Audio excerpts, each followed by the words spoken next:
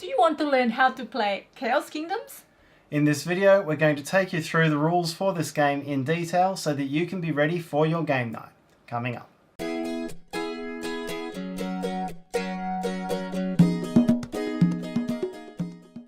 Hi, I'm Tarrant. And I'm Stella. We're from Meeple University.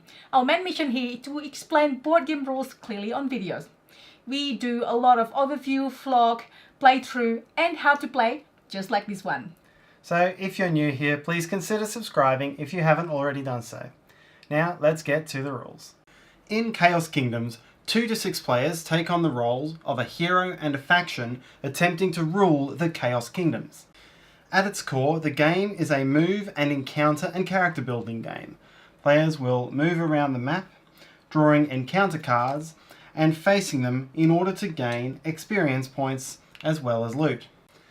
As the game goes on, players will cash in their experience points for more attack points, which they'll use to meet their final objectives. The game can be won in 3 ways: by capturing and then enshrining yourself into 5 cities on the board, by assembling the Tesseract, which requires fighting and defeating the 4 Jabberwockies, or simply stealing the Jabberwockies' Tesseract pieces from players who've already defeated them, or by fighting each other and becoming the last player standing. The game is light-hearted, plays with a good deal of luck, and allows you to immerse yourself in the mythology of the kingdoms, which comes in a separate book explaining the characters and locations you'll encounter. At the time that we released this video, the game is an active project on Kickstarter, and so what we're showing you is a prototype copy of the game. The rules, art, and components may not be final. To set up the game, put the board on the table and shuffle the encounters and loot cards, and then determine a first player. Then, in turn order, each player carries out all of the following steps. Firstly, choosing a hero and faction card which they will play with through the game, as well as taking a stats card. The player takes the faction token, the 5 hexagonal faction city tokens, and 5 life points.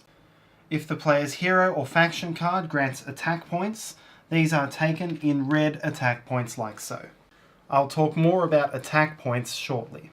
Then the player chooses his or her starting hex, which must be a hex showing no black and white icon, and must be at least 5 hexes away from any other player who has placed a token.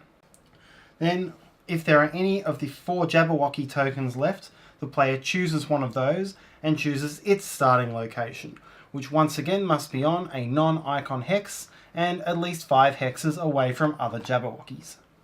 Continue until all players have chosen their faction and hero and set up in this manner, and if there are any Jabberwockies remaining, keep going clockwise around the table, placing them according to these rules until they're all placed. You're now ready to play. A player turn in Chaos Kingdoms is broken into 2 steps: movement, which is usually controlled by the roll of a die and allows the player to move up to that many hexes across the board, and then an action. Actions can involve visiting cities, facing encounters, battling opponents, and a couple of other options. After the player has taken a single action, play passes to the next player clockwise, and so on around the table until one player has met one of the 3 win conditions. To move, in most cases the player will roll 1 die and then move up to that many hexes around the board. The player may stop short of that number of hexes, and the only real restriction is that the player cannot end his or her movement on the same hex where he or she started. A player may move into a water hex. When doing this, the player may spend any number of movement points before entering the water, but his or her movement will stop on the water. If the player begins his or her movement on a water hex, then the movement can only ever be 1 hex. The exception to these rules is if the player has flight or teleportation, in which case he or she may treat a water hex as any other hex. Flight or teleportation can be on the player's hero or faction cards or through effects which are gained during the game. The player then takes 1 action in his or her destination hex. There are 5 main options. The player may face an encounter, may visit a city on the board, may attack a city on the board, may trade loot items with another player, or may battle with a player or Jabberwocky on the board. And we'll now go through each of these in sequence. First, we'll look at encounters.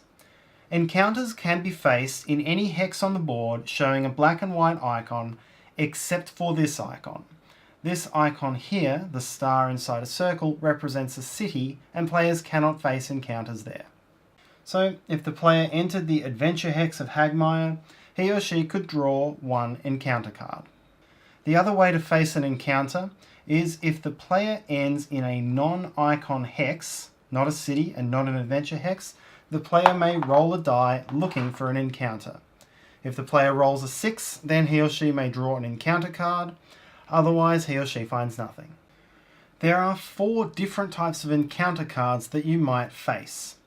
3 of them show an attack and experience value in their top corners, and the 4th does not. If it has no attack or experience value, you can treat it as an event and simply follow the text on the card. If the card says follower or item, you can immediately take those cards into your possession.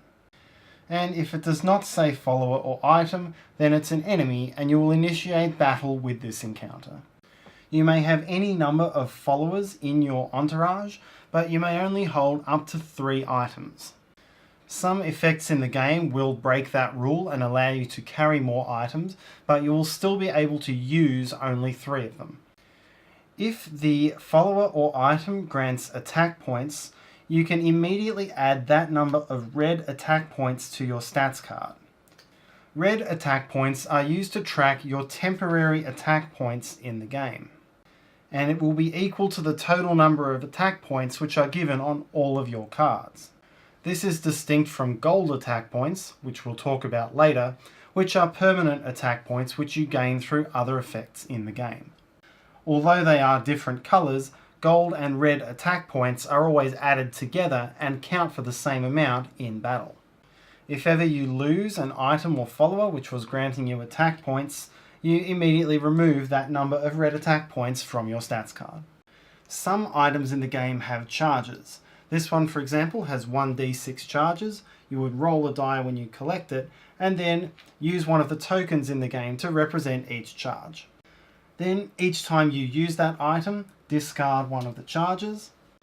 Once you've run out of charges on an item, you cannot use its effect anymore. In order to battle an encounter, add up your total number of attack points, both red and gold, and add any other effects on your cards. You may also cast an unlimited number of spells, and I'll talk about how you gain spells shortly. The attack value of the encounter is shown in the top left corner of its card. Then roll 1 die for yourself and 1 die for the encounter. Add the die roll to your attack value and the higher number wins. In the event of a tie, re-roll both dice until there is a winner. If the player loses the battle, then the player loses 1 life. If the player wins the battle, then the player immediately gains a number of blue experience points, matching this number in the top right corner of the card, and draws 1 loot card from the top of the deck. These can be either items, which the player gains as he or she would have if it came from the encounter deck, or spells, and the player may hold any number of spells that he or she wishes. There may also be some other text that comes into effect after a win or loss. Either way, whether winning or losing, the encounter card is then discarded. The second option is to visit a city, and this is any location showing this icon, a circle with a star inside it. When a player visits a city, he or she may take one of the 3 allowable actions in that city. Firstly, the player may heal 1 life for free, and the player may not heal above his or her starting contingent of 5 lives. Secondly, the player may sell loot cards at the city for experience points, based on what's shown in the top right of the loot card. The player may spend as many loot cards as he or she wishes in a single action. So, at this location, the player could discard both of these loot cards to gain 7 experience. The player's third option is to cash in experience points for gold attack points. The player may cash in any number of experience points in a single action, and will gain 1 gold attack point for every 10 experience points cashed in. This is the main difference between the gold and red attack points. Gold attack points are gained through cashing in experience and will permanently remain with the player, whereas red attack points are present on cards. Remember that the player may perform only one of these 3 actions on a visit to a city, and may not visit the same city on consecutive turns.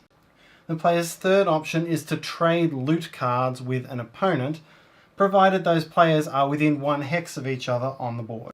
Players may freely trade their loot cards with each other in doing this action, and remember that any red attack points associated with the traded icons will change hands also. The fourth type of action is to initiate a battle with an opponent. This can take many forms.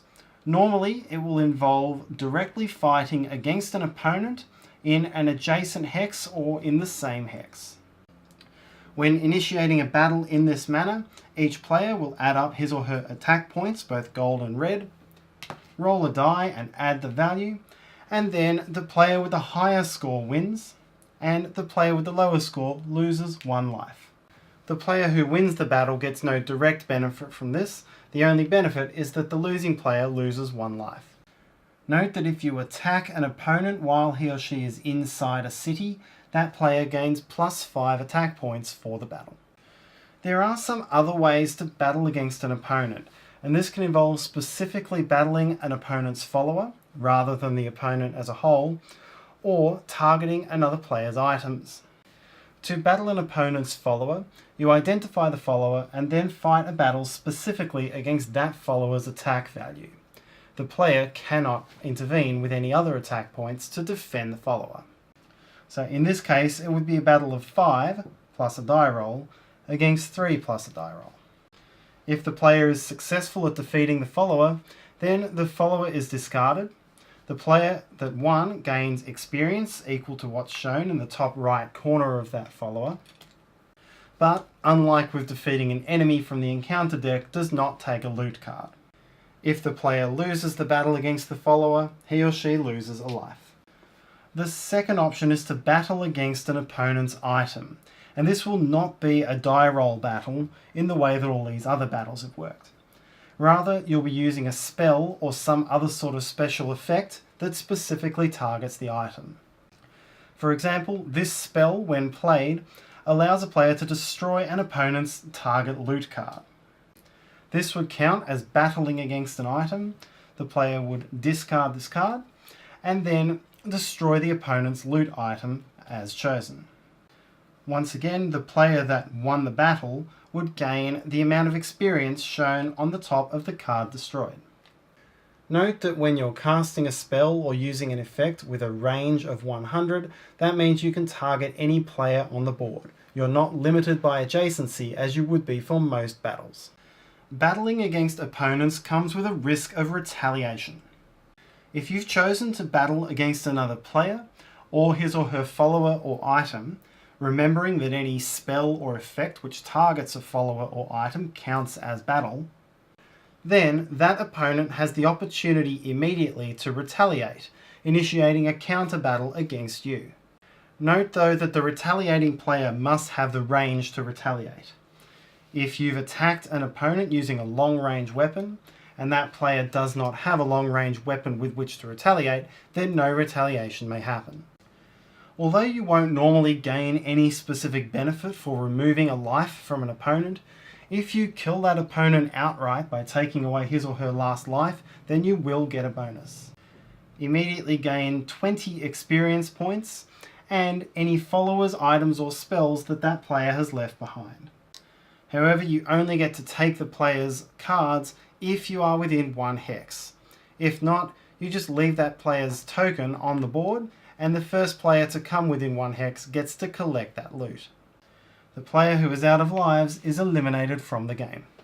Separate to battling, but still relevant at this point, is stealing.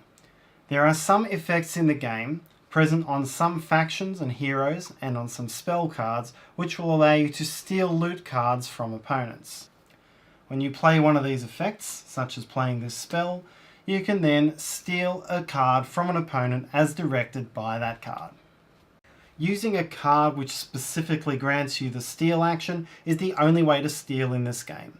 If you do not have such a card or faction power, you cannot steal items. The next type of action is to battle against a Jabberwocky, and this is key to reaching one of the endgame conditions, which is to hold all 4 pieces of the Tesseract. Each Jabberwocky guards a Tesseract piece, and in order to gain that piece, you must defeat the Jabberwocky in battle. Battle with the Jabberwocky is the same as battle with any other encounter or player. You add up your attack value and roll a die, and look at the Jabberwocky's attack value printed on its forehead and roll a die for it. Whichever has the higher number wins. If you lose 1 life, and if you win, you take the Jabberwocky token off the board and place it in your collection of items. This represents the Tesseract piece that Jabberwocky was guarding. Note that in this prototype copy of the game, the attack values of the Jabberwockies are 10, 15, 20 and 25, but this will be reduced to 4, 6, 8 and 10 for the final version of the game. Pieces of the Tesseract, once they're in a player's possession, cannot be destroyed. However, any cards which allow for stealing, unless otherwise stated, can also apply equally to stealing pieces of the Tesseract. If a player ever gains all 4 pieces of the Tesseract through defeating Jabberwockies or stealing them from other players, that player immediately wins the game. The final main type of action is to attack and capture a city. And this battle is initiated once again in the same way as other battles. You need to be adjacent to a city hex, or if you've got a ranged weapon, somewhere within range. Then fight a battle against the city which has an attack value of 5. So you will look at your attack value with a die roll against 5 plus a die roll. If you lose 1 life.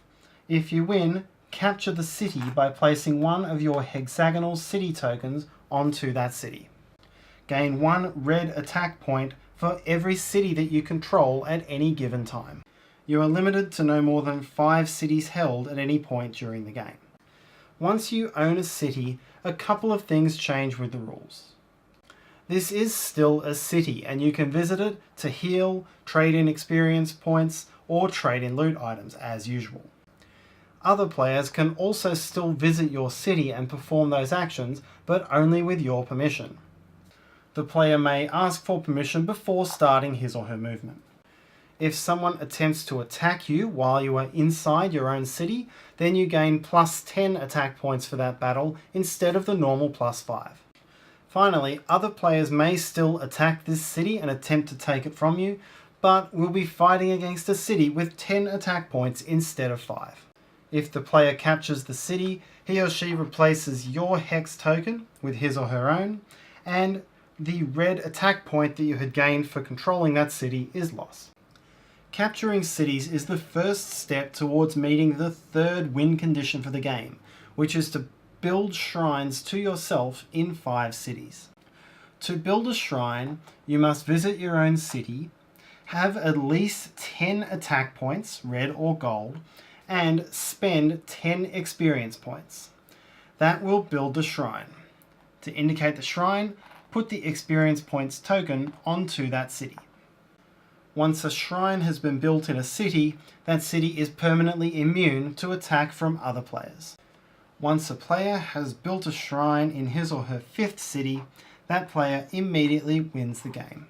So, in summary, players will move around the board facing encounters in order to build up their strength and experience, and then try to meet one of the 3 endgame conditions. By destroying all other players to be the last one standing, by defeating all 4 Jabberwockies or stealing the Tesseract pieces from other players who have done so to collect a set of 4, or by building shrines in all 5 cities of his or her colour. And the first player to meet an endgame objective wins the game. And that's how to play Chaos Kingdoms. We hope that you enjoyed the video, and we hope that you enjoy playing.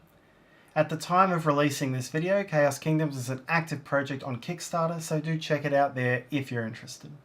If you enjoyed this video, please consider clicking the like button or share it with your friends that you're going to play Chaos Kingdoms with, so they learn the rules, you don't have to explain it to them. If you have any questions, feedback, comments, or just want to share your experiences playing this game, please feel free to do so in the comments section below. We'd love to hear from you. And finally, if you would like to hear more from us, please consider subscribing to our channel. This will also help us monetizing this channel and invest more in our time and better equipment. Until next time.